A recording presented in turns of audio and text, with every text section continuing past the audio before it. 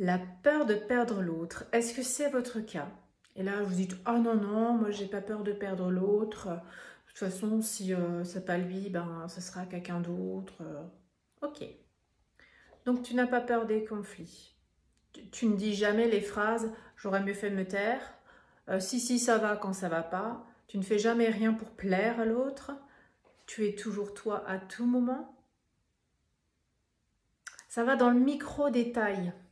Allez voir la peur de perdre l'autre. C'est assez courant. Je l'entends et je le vois chez beaucoup de couples. Ensuite, ça peut aller même très loin. Il y en a qui disent, si tu me quittes, je meurs. Je me tue. Ne me quitte pas, aime-moi, reste avec moi, c'est toi que je veux, c'est pas un autre.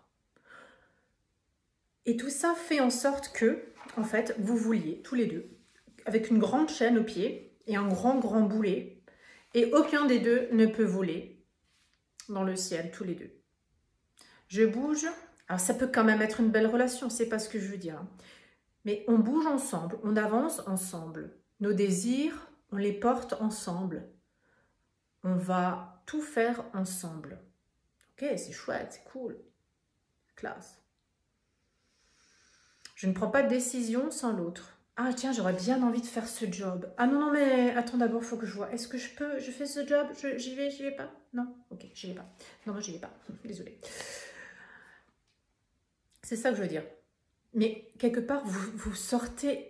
C'est ça le pouvoir. Parfois, je parle du pouvoir. C'est ça son pouvoir intérieur, c'est savoir écouter ses désirs d'âme. C'est de s'écouter soi et pas écouter l'autre. J'entends des gens, ils me disent, moi, maman, j'aimerais bien faire prof de yoga. Ok, ben vas-y. Mais non, on peut pas, on a le prêt immobilier. On a le prêt immobilier, c'est pas possible. Mon mari l'a dit non. Ok, ok. Ton mari préfère que tu rentres tous les soirs de ton boulot complètement avachi, à tirer la tête, à gueuler avec tout le monde, parce que tu n'en peux plus, parce que ça te pompe de l'énergie. Mais bon, tu payes le prêt de la maison, c'est plus important. Et tu te laisses faire. Tu t'écoutes pas. T'oses pas aller au conflit, t'oses pas aller échanger avec lui. T'oses pas écouter ton désir d'âme. Parce que si tu l'écoutes, ton désir d'âme, il crie tellement fort que la conversation ne va pas prendre très longtemps avec ton conjoint. Il sentira au bout d'un moment qu'il n'y aura pas le choix. Vous devrez aller vers ça.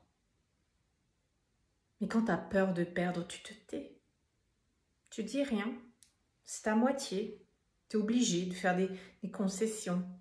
Tu es une moitié, donc tu as besoin de l'autre moitié. Sans lui, tu meurs. Sans lui, tu n'arrives plus à respirer. Si lui ne bouge pas, tu ne bouges pas. Si lui ne dit pas oui, tu ne vas pas. Inversement, c'est pareil dans les deux sens.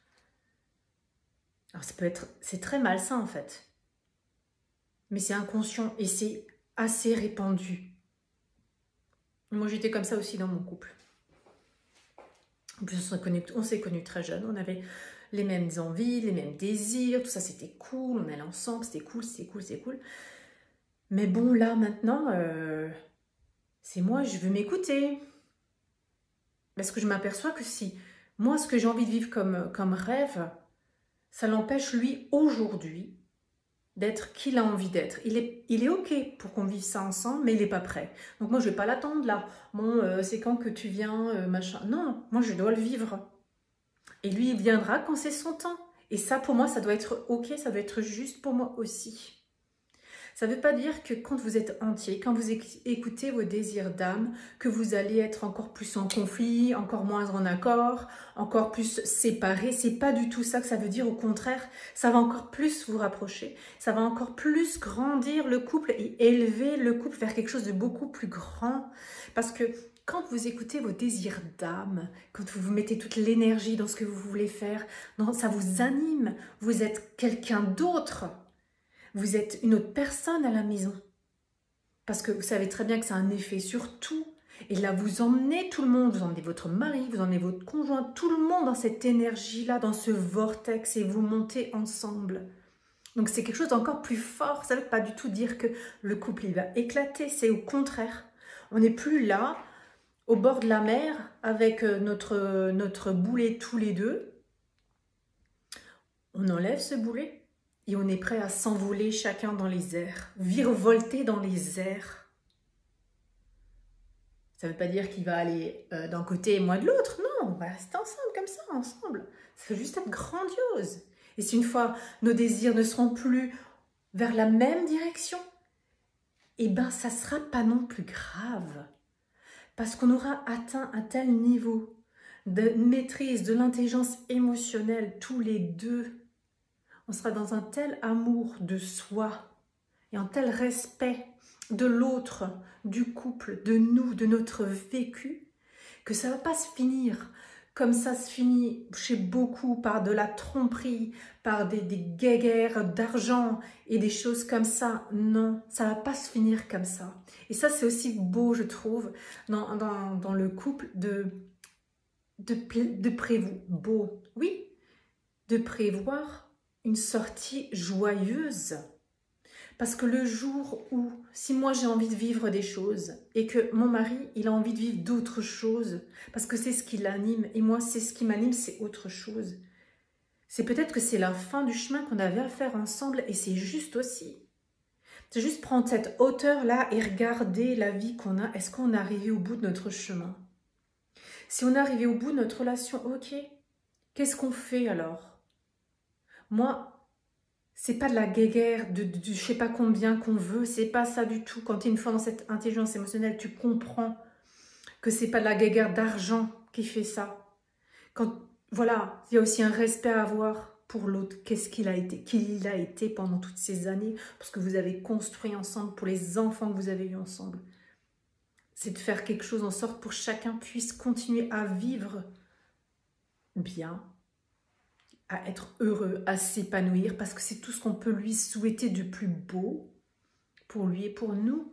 C'est vers ça aussi. Donc quand vous avez lâché cette peur de perdre l'autre, c'est comme si tu coupes ce boulet entre vous deux, et là c'est chacun qui s'envole, qui s'évolue, qui grandit.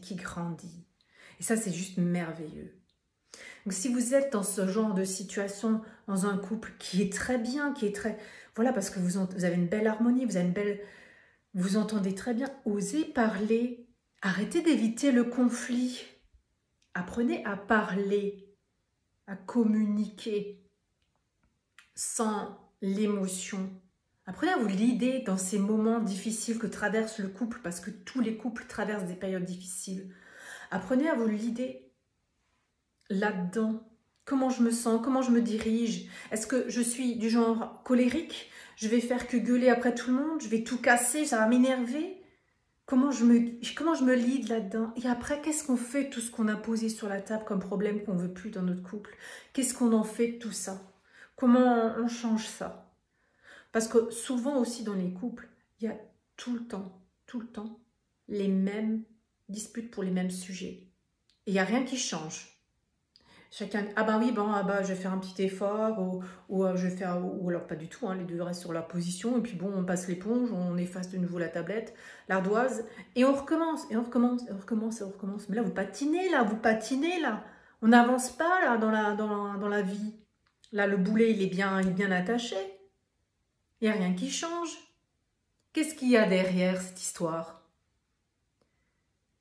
Qu'est-ce que chacun a? Ça appuie sur quoi? Sur chacun. Qu'est-ce que vous voulez? Comment vous voulez changer ça? Voilà. Apprenez à vous leader. Apprenez à vous leader dans vos émotions. Pas seulement à les gérer, mais à vous leader dedans. C'est aussi apprendre à les transmuter, à changer tout ça. Ce que moi, je vous accompagne dans mes espaces. Il y a plusieurs tarifs, il y a plusieurs modalités. Donc, si vous avez envie de changer votre vie de couple, d'améliorer votre vie de couple, de passer de niveau. C'est comme dans un jeu de Mario, quoi. À chaque fois, tu passes des niveaux, Donc, si vous avez envie de passer au niveau suivant, venez. Vous pouvez venir tout seul, toute seule. C'est pas un problème. Vous n'êtes pas obligé de venir avec conjoint. Si ça l'intéresse pas, c'est pas son moment. Peut-être ça sera plus tard ou pas, vous verrez. Mais voilà, en tout cas, je vous accueille à bras grands ouverts. Je serais très heureuse de partager ça avec vous. Je vous embrasse. Belle journée.